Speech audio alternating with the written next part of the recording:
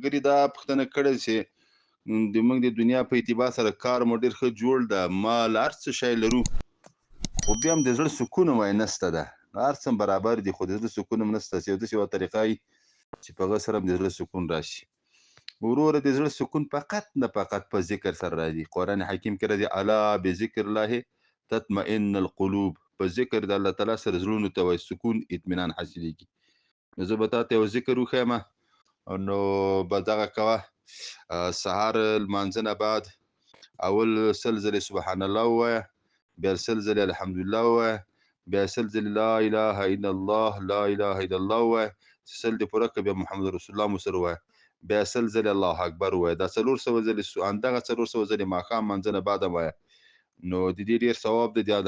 سبحان الله دومره ثواب دی لکه 100 نفلي حجونه یې کړي، او د الحمدلله دومره ثواب دی لکه 100 جهادونه دې کړي، 100 مجاهدینو ته آسونه اخیستي وي.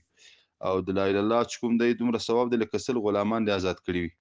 او د الله اکبر دومره ثواب دی چې قیامت کې به بیا د بل چا دومره ثواب نه وي مګر یې تا به وي، مګر دغه چا به وي چې همدومره ویلي یا له دې نه اضافه ویلي وي. دا ذکر کوه.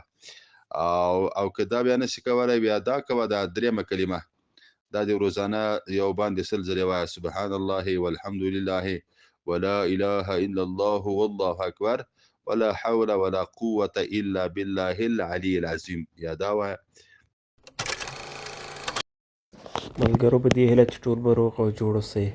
تاسو هم کولی شئ چې خپلې دیني پوښتنې د ویډیو په کمنټ کې راولېږئ تر څو مفتي صاحب درته ځواب کړي.